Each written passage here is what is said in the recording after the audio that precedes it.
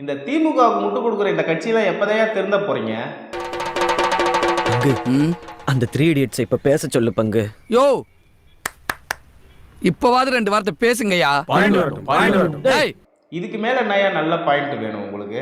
பஞ்சாயத்து ஃபைனலுக்கு வந்துருச்சு, இன்னமும் பாயிண்ட் வரட்டும்ங்கிறீங்க. நீங்களாம் உண்மையாவே சாப்பாட்டுல உப்பு போட்டு சாப்பிட்றீங்களா அப்படிங்கிற கேள்வி எனக்கு கேட்க தோணுது. உனக்கெல்லாம் மானம் சூடு சொரணை ஈனம் எதுவுமே கிடையாதா? சோறு தானே திங்கிற? தியேட்டர்ல போய் டியூட் படம் பார்த்துட்டு வெளியில வந்து பேட்டி கொடுத்தா ஜாதி ஒழிஞ்சிருமா?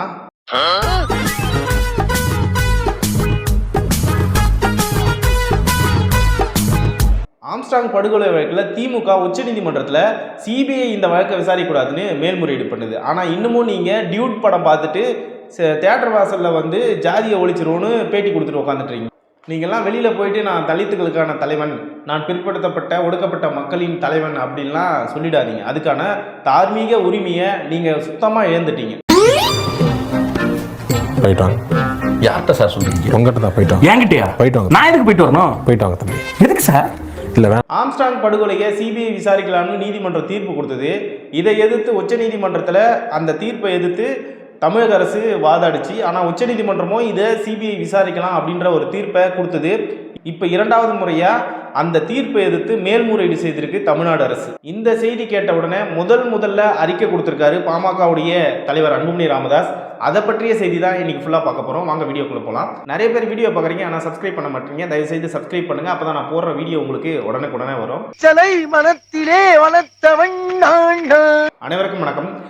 பாமக தலைவர் அன்புமணி ராமதாஸ் அவர்கள் மிகப்பெரிய ஒரு நீண்ட அறிக்கையை கொடுத்துருக்காரு. எது சம்பந்தமாக அப்படின்னு பார்த்தீங்கன்னா, திரு ஆம்ஸ்ட்ராங் அவர்களுடைய படுகொலை சம்பந்தமாக தான் பேசியிருக்காரு. அதில் மிக முக்கியமான காட்டமான ஒரு சில பதில்களையோ கேள்விகளையோ கேட்டிருக்காரு. அப்படி என்ன அவர் அந்த அறிக்கையில் சொல்லியிருக்காரு அப்படின்னா, ஆம்ஸ்ட்ராங்குடைய கொலை வழக்கை சிபிஐ விசாரிக்கலாம் அப்படின்னு வந்து உயர்நீதிமன்றம் தீர்ப்பு கொடுத்தது. இந்த தீர்ப்பை எதிர்த்து தமிழக அரசு உச்சநீதிமன்றத்தில் மேல்முறையீட்டுக்கு போனாங்க. உச்சநீதிமன்றமும் இதை வந்து நீங்கள் வந்து சிபிஐயை விசாரிக்கலான்னு சொல்லி சிபிஐக்கு அனுமதி கொடுத்து தமிழ்நாடு அரசு மேலே ஒரு கொட்டு வெடித்து வீட்டுக்கு அனுப்பிச்சி விட்டாங்க. ஆனால் இப்போ என்ன ஆகுது, மறுபடியும் தமிழ்நாடு அரசு அதை விடக்கூடாது, மறுபடியும் மேல்முறையீடு பண்ணி சிபிஐ விசாரிக்கக்கூடாது அப்படின்னு சொல்லி தடை பண்ணுது. இதுக்கான காரணம் என்ன அப்படிங்கிறது தான் அன்புமணி ராமதாஸ் அவர்கள் கேட்குறாரு. அதில் முக்கியமாக ஒரு விஷயத்தை அவர் கோடிட்டு காட்டுறாரு. இந்த கொலை வழக்கில் முக்கியமாக சம்பந்தப்பட்ட ஒரு சில அரசியல் தலைவர்கள் இருக்கிறாங்க அப்படின்றத மறைமுகமாக யாரோ ஒரு செல்வந்தரை குறிப்பிடுறாரு அப்படின்னு நம்ம வந்து புரிஞ்சுக்கலாம். அது மட்டும் இல்லை, இது வந்து அதிகாரத்தில் இருக்கிறவங்க அப்படிங்கிற அந்த விஷயத்தையும் உள்ளே கொண்டு வராரு. அதுவும் வந்து பார்த்திங்கன்னா ஏதோ ஒரு அமைச்சரை அவர் வந்து சொல்ல வராரு அப்படிங்கிறது தான் இங்கே மீன் பண்ண வேண்டியிருக்கு. அரசியல் கட்சியை சார்ந்தவர்களும் அதிகாரத்தில் இருக்கிறாங்க அப்படின்னா கண்டிப்பாக வந்து ஏதோ ஒரு அமைச்சரை தான் அவர் வந்து மீன் பண்ணுறாரு அப்படின்னா, அப்போ இந்த 2 கோடுவேர்டு தான் நம்மளுக்கு இங்கே முக்கியமாக பார்க்க வேண்டியது.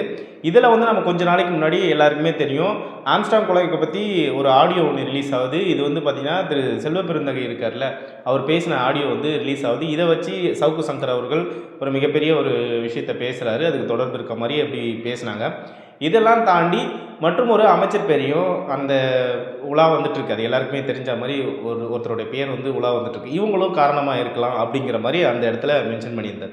இப்போ நாம் வந்து அவரோட அறிக்கையில் முக்கியமாக யோசிக்க வேண்டிய ஒரு விஷயம், ஏற்கனவே சிபிஐயிடம் இந்த வழக்கை ஒப்படைக்காமல் எந்த அளவுக்கு இந்த வழக்கோட விசாரணையை தடுக்க முடியுமோ அந்த அளவுக்கு தமிழ்நாடு அரசு தடுத்துருக்கு.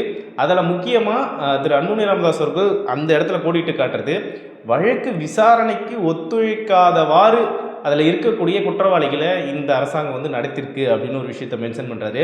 அது மட்டும் இல்லை, இந்த வழக்கில் சம்மந்தப்பட்ட A1 குற்றவாளிகளை இந்த அரசு எப்படி சொல்கிறதுனா கொலை பண்ணிடுறாங்க அப்படின்ற மாதிரியே அவர் மீன் பண்ணுறாரு. இந்த வழக்கில் சம்மந்தப்பட்ட A1 குற்றவாளிகளை இந்த அரசு வந்து பார்த்திங்கன்னா பிணமாக தான் கையில் கொடுக்குது அப்படிங்கிற மாதிரி ஒரு காட்டமான ஒரு அறிக்கையை கொடுத்துருக்காரு. இது எல்லாமே இப்போ ஆளுகின்ற இந்த திமுக திராவிட மாடல் அரசை பார்த்து மக்கள் வந்து கேள்வி கேட்குற நிலைமைக்கு வந்திருக்கும். அந்த நிலைமையில தான் இன்றைக்கி இருக்கிற தமிழ்நாடு அரசுடைய காவல்துறை இருக்குது அப்படின்னு சொல்லி அன்புமணி ராமதாஸ் அவர்கள் பகிரங்கமாக குற்றச்சாட்டு வைக்கிறார். இதில் திரு ஆம்ஸ்ட்ராங் அவருடைய மனைவி அவங்க தான் வந்து இந்த வழக்கை வந்து இப்போ நடத்திட்டு இருக்காங்க. அவங்களுக்கு ஏகப்பட்ட வகையில் இந்த அரசாங்கம் வந்து தொல்லை கொடுப்பதாகவும் காவல்துறையினர் அந்த வழக்கை வந்து இழுக்கடிப்பதற்கும் மூடி மறைப்பதற்கும் ஏகப்பட்ட இன்னல்களை கொடுக்குறாங்க அப்படிங்கிறதையும் அவர் மென்ஷன் பண்ணியிருக்கார். இப்படி தான் இந்த ஆம்ஸ்ட்ராங் அவருடைய கொலை வழக்கை தமிழ்நாடு அரசு மூடி மறைக்கணும், இதில் இருக்க உண்மைகள் வெளியவே வரக்கூடாது அப்படிங்கிறதுல தெளிவாக இருக்குது. அதுக்காக தான் சிபிஐக்கு போனதை எதிர்த்து மேல்முறையீட்டு மேலே மேல்முறையீடாக பண்ணிக்கிட்டு இருக்கு. இப்போ சிபிஐ விசாரிக்கிறதுனால இவங்களுக்கு என்ன பிரச்சனை? உண்மையான குற்றவாளி தெரிய வர்றதுனால இவங்களுக்கு என்ன பிரச்சனை? இதில் எந்த விதமான அரசியல் இருக்குது அப்படிங்கிறது நம்ம பார்க்கணும். கண்டிப்பாக இது வெளியில் வந்தோன்னா ஆளுங்கட்சியை சார்ந்த அமைச்சர்கள் உள்ளே போவாங்க அப்படிங்கிறது ஒரு உண்மை. அது மட்டும் இல்லாத சிலர் இருக்காங்க வெளியில், நிறைய அரசியல் முக்கிய புள்ளிலாம் இதில் சிக்கியிருக்காங்கன்ற தகவல்லாம் வருது. அவங்க எல்லாருமே இதில் உள்ளே போவாங்க. இது இத்தனை பேருமே திமுக கூட்டணி கட்சியில் இருக்கக்கூடிய ஆட்களும் அப்படின்னு சொல்கிறாங்க. சரி, இது ஒரு பக்கம் இருக்க. இப்போ நான் என்ன கேட்குறேன், இதுக்கு முதல் அறிக்கை இப்போ அன்புமணி ராமதாஸ், பாமகவுடைய தலைவர் அன்புமணி ராமதாஸ் தான் கொடுத்துருக்காரு. அவர் தான் முதல் அறிக்கை கொடுத்துருக்காரு. நாங்கள் பட்டியலினத்திற்காக இயக்கம் நடத்துகிறோம், பட்டியலின தலைவர் அப்படின்னு பேசிக்கிற திருமாவளவன் அவர்களோ இல்லை மற்ற இயக்கங்களோ இல்லை பட்டியலினத்தை வந்து நாங்கள் தூக்கி பிடிக்கணும்னு படம் எடுக்கிற இந்த டைரக்டர்ஸோ இல்லை வந்து முற்போக்கு இயக்கங்களோ இல்லை திராவிட கழகங்களோ இல்லை இந்த கம்யூனிஸ்ட்டு காதல் மறுப்பு திருமணங்கள் நாங்கள் பண்ணி வச்சு ஜாதியை ஒழிச்சிருவேன்னு சொல்கிற இந்த கம்யூனிஸ்ட்டோ இது வரைக்கும் ஏன் வாயை திறக்கலை? இவ்வளோ நாளாக தான் வாயை திறக்கலை, விட்டுருங்க.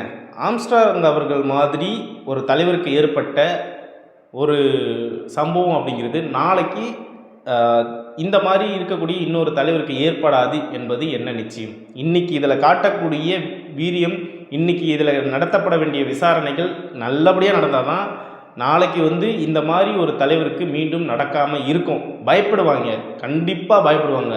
அந்த பயத்தை உண்டாக்கணும். அது பட்டியலின தலைவராக இருக்கட்டும் இல்லை வேறு எந்த தலைவராக இருக்கட்டும், யாரோ ஒருத்தருக்கு இது மீண்டும் நடக்கக்கூடாது அப்படின்னா ஆம்ஸ்ட்ராங் அவர்களுடைய கொலையில் உண்மை நிலை கண்டிப்பாக வெளியில் தெரியணும். அப்போது கூட்டணி கட்சிகளாகவே இருந்தாலும், நான் இப்போது பேரிட்டு சொல்லணும்னா திருமாவளவன் அண்ணன் அவர்கள், அப்புறம் வந்து பார்த்திங்கன்னா செல்வ பெருந்தகை அவரும் வந்து பார்த்திங்கன்னா இப்போ கொஞ்ச நாளைக்கு முன்னாடி ஒரு ஏரியை திறந்து விட்டுக்க என்ன கூப்பிடல, ஜாதிய வன்கொடுமையை நிகழ்த்துறாங்க அப்படின்னு சொன்ன செல்வ பெருந்தகை இவங்க. ஏன்னா செல்வ பெருந்தகை சொல்லுவாரா சொல்ல மாட்டாரான்னு தெரியல. இப்போ திருமாவளவன் அண்ணன் வந்து இப்போ ஓடினார்ல, ஆம்ஸ்ட்ராங் அவர்கள் இறந்த பிறகு திடீர்னு ஓடி போய் பார்த்தார்ல, அவர் தான் இப்போது திமுக கூட்டணி கட்சியில் இருக்கார். ஏற்று கேட்கணும், ஏங்க மேல்முறையீட்டு போகணும், ஏங்க சிபிஐ விசாரிச்சுட்டு போடுங்க, உங்களுக்கு என்னங்க பிரச்சனை அப்படின்னு திருமாவளவன் அண்ணன் கேட்பாரா? எல்லா இடத்துலையும் மீசியை முறுக்கிக்கிட்டு கம்பீரமாக நடக்கக்கூடிய எங்கள் திருமா அண்ணன் இதுக்கு கண்டிப்பாக கேட்கணும்.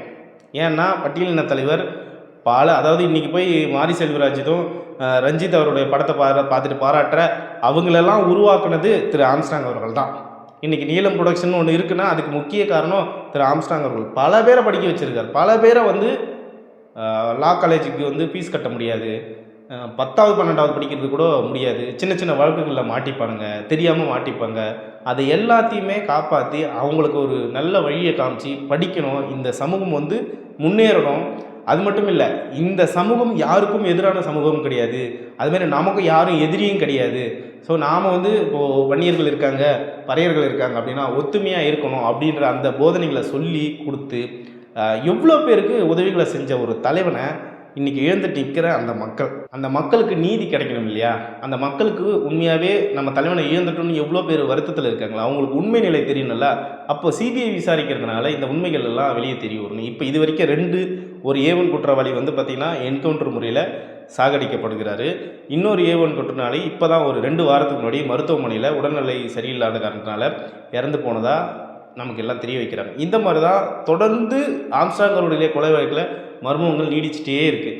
ஆனால் ஒவ்வொரு முறையும் இதை எதிர்த்து கேள்வி கேட்கக்கூடிய ஒரே தலைவர் யாருன்னா பாமகவுடைய தலைவர் தன்னுடைய நண்பனாக இருந்த ஆம்ஸ்ட்ராங் அவர்களுக்கு அடிக்கடிக்கு இதுக்குண்டான ஸ்டெப்ஸ்லாம் எடுத்து வைக்கிறதுக்கு போது ஏதாவது தடை ஏற்பட்டாலோ இல்லை அவருடைய நினைவு அஞ்சலிக்கு இந்த மாதிரி எல்லா விஷயங்களுக்கும் திரு அன்புமணி ராமதாஸ் அவர்கள் குரல் கொடுத்துட்ருக்காரு. ஆனால் அதே நினைவு அஞ்சலிக்கு வந்த திருமாவளவன் அவர்கள் பேருக்குனாலும் என்னோட பட்டியலின மக்கள்னு பேசுகிற திருமாவளவன் அவர்கள் இன்றைக்கி தமிழக அரசு 2வது முறையாக இந்த சிபிஐ விசாரணைக்கு மேல்முறையீட்டுக்கு போயிருக்கு. இதை எதிர்த்து அவர் குரல் கொடுக்கணும். நீங்கள் உண்மையாகவே இதை எதிர்த்து நீங்கள் குரல் கொடுத்தீங்கன்னா நான் ஏற்றுக்கிறேன் நீங்கள் ஒரு பட்டியலினத்துக்கான தலைவர் அப்படின்னு. இல்லைனா அந்த மக்களை கை காமிச்சு திமுகவிடம் 4 சீட்டு 5 சீட்டு வாங்கிறதுக்காக தான் நீங்கள் இயக்கம் நடத்துகிறீங்க. அதில் ஒரு சில பேர் சொல்லுவாங்க விசிகானா விழுப்புரம் சிதம்பரம் கட்சி, அப்போ நீங்கள் சென்னையில் வந்து பேசவே கூடாது, விழுப்புரம் சிதம்பரத்தோட ஒரு கட்சி நடத்திட்டு போயிடுங்க, விசிகா அப்படிங்கிறது விழுப்புரம் சிதம்பரம் கட்சி அப்படின்னு ஷார்ட் ஃபார்மில் சொல்கிறாங்க. ஏன் நான் இது இவ்வளோ அகலத்தோடு சொல்லணும் அப்படின்னா, அந்த மனுஷன் வந்து முக்கியமாக ஒரு விஷயத்தை அடிக்கடி பேசுவாருங்க, வன்னியர் மக்களும் பட்டியலின மக்களும் ஒன்று சேரணும். சரி, அப்போ இதை ஒன்று சேர்ந்துட்டால் யாருக்கு பிரச்சனை? அப்படி பார்க்க போனால் இன்றைக்கி ஆண்டுகிட்டு இருக்க திமுகவுக்கு தான் பிரச்சனை, வேறு யாருக்கும் பிரச்சனை வராதுங்க.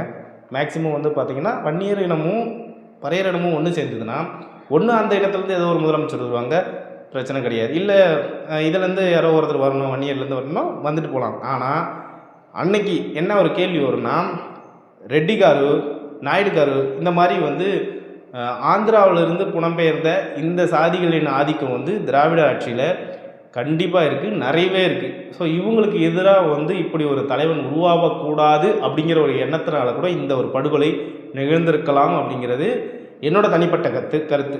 ஆனால் இதில் எந்த அளவுக்கு உண்மைத்தன்மை சிபிஐ கண்டுபிடிக்கும், சிபிஐ மேலே முழுசாக நம்புகிறோம், சிபிஐ கண்டுபிடிக்கும். அப்படிங்கிறதுனால தான் சிபிஐ விசாரணை வேணும்னு அன்புமணி ராமதாஸ் அவர்கள் தொடர்ந்து கேட்டார். அதுக்கேற்ற மாதிரி மாற்றிருக்காங்க. அது மட்டும் இல்லை, அன்புமணி ராமதாஸ் அவர்கள் அறிக்கையில் கொடுத்துருக்காரு, தமிழ்நாட்டு காவல்துறை ரொம்ப வந்து மோசமான நிலைமை போயிடுச்சு, அதை வந்து மீட்டெடுக்கிறது இப்போ கஷ்டமான நிலைமை, அதனால தான் சிபிஐட்ட கொடுக்கணும்னு சொல்கிறாங்க. நம்ம எல்லாமே தெரிஞ்ச மாதிரி நாமக்கல்லில் கிட்னி திருட்டு, இதுவும் சம்மந்தமாகவும் சிபிஐ விசாரணை அன்புமணி ராமதாஸ் அவர்கள் கேட்டுட்ருக்காரு. அதுலேயும் சிபிஐ விசாரணை, இதை திமுக தான் ஈடுபட்டது. அதே நேரத்தில் தாவேகா விஜயோடைய அந்த கூட்ட நெரிசல் சம்பவத்திலையும் இந்த கவர்மெண்ட் அரசு ஏதோ பண்ணியிருக்கு, அதனால் எங்களுக்கு சிபிஐ விசாரணை வேணும்னு சொல்லி தொடர்ந்து போராடி சிபிஐ விசாரணை வாங்கியிருக்காங்க. இந்த மாதிரி தொடர்ந்து வந்து சிபிஐ விசாரணை போகிறது அப்படிங்கிறது தமிழ்நாடு காவல்துறைக்கு நல்லது கிடையாது. ஆனால் தமிழ்நாடு காவல்துறை மேலே இந்த மக்கள் வந்து நம்பிக்கை இழந்துட்டாங்க அப்படிங்கிறத அன்புமணி ராமதாஸ் அவர்கள் தெரிவிக்கிறார். இப்போ நமக்கு எல்லாம் தேவைன்னா அது சிபிஐ போட்டோம், சிஐடி போட்டோம், எங்கேயா போட்டோம், ஆனால் உண்மை நமக்கு தெரிஞ்ச சில உண்மைகளாவது அவங்க வாயால் சொல்லுவாங்களா? நமக்கு இப்போ ஒரு சில உண்மைகள் தெரியுது, அது அவங்க வாயில். இப்போ நமக்கு தெரிஞ்ச மாதிரியே நாமக்கல்ல கிட்னியை திருடனாங்க தான், ஆனால் அதே சுகாதாரத்துறை அமைச்சர் அதை எப்படி சொல்கிறாரு? வயலடிங்க வயலடிங்க, திருட்டுன்னு சொல்லாதீங்க, அது வந்து முறைகேடு, திருட்டுன்னு சொல்லாதீங்க, முறைகேடு. இப்போது முன்னாள் முதலமைச்சர் கருணாநிதி அவர்கள் அவ்வளோ சர்க்காரியா ஊழலில் இவ்வளோ கொள்ளையடிச்சாரு அப்படின்னு சொன்னால் கொள்ளைன்னு சொல்லாதீங்க, அது வந்து தேவைன்னு எடுத்துக்கிட்டாரு அப்படி சொல்லிக்கலாம். அந்த மாதிரி வந்து இதை வந்து நீங்கள் திருட்டுன்னு சொல்லாதீங்க, முறைகேடுன்னு சொல்லுங்கன்ட்டு சுப்பிரமணியன் அவர்கள் இதுக்கு ஒரு விளக்கம் கொடுக்குறாரு. இந்த மாதிரி எல்லாத்துக்குமே அவங்க கையில் விளக்கம் இருக்குது.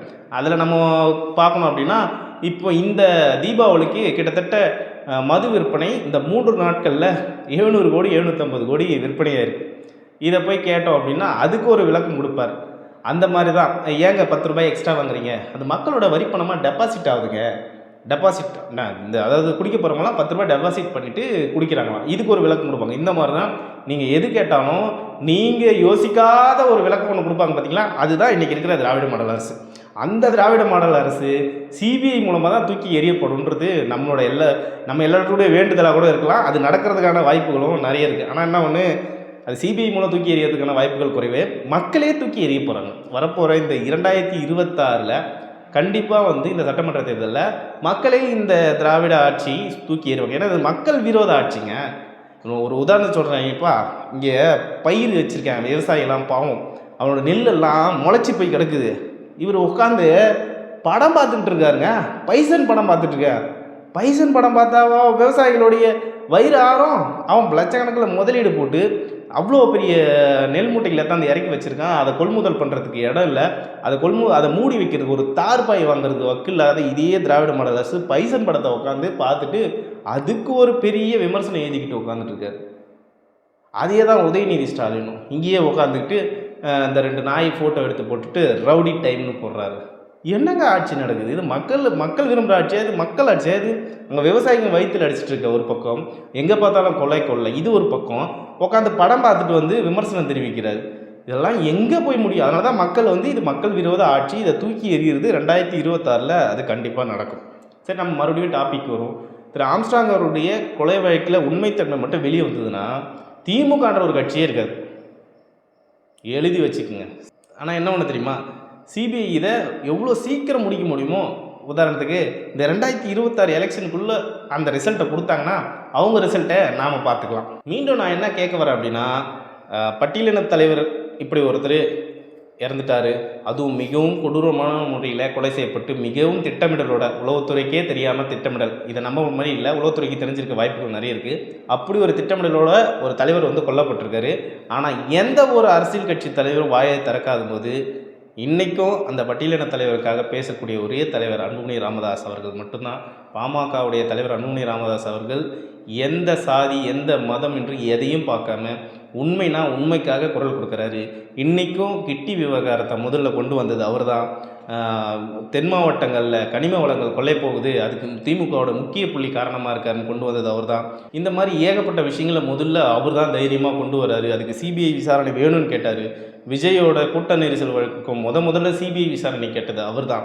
அதனால் அவருக்கு எந்த தலைவர்கள்லாம் முக்கியம் கிடையாது. நியாயம் நீதி வெளியில் வரணும், இந்த மக்களுக்கு உண்மை தெரியணும். அது பட்டியலின தலைவராக இருக்கட்டும், இல்லை வேறு மதத்தை சேர்ந்தவங்களாக இருக்கட்டும், எதுவானா இருக்கட்டும், உண்மை வெளியில் வரணும். அவங்களுக்கு உறுதுணையாக நிற்கிறாரு அன்புமணி ராமதாஸ். அதனால தான் அவர் ஒரு டைனமிக் லீடராக இன்றைக்கி மக்கள் மத்தியில் தெரியப்படுறாரு. தென் மாவட்டங்கள் முதல் இங்கே இருக்கக்கூடிய வட மாவட்டங்கள், தென் மாவட்டங்கள், கொங்கு மண்டலம்னு எல்லா பிரச்சனைகளையும் கையில் எடுத்து இன்றைக்கி மக்கள் மத்தியில் நல்ல ஒரு டைனமிக் லீடராக ஃபார்ம் ஆகிட்டு வர்றாரு திரு அன்புமணி ராமதாஸ் அவர்கள். மற்றும் ஒரு காணொலியில் சந்திப்போம். நன்றி, வணக்கம்.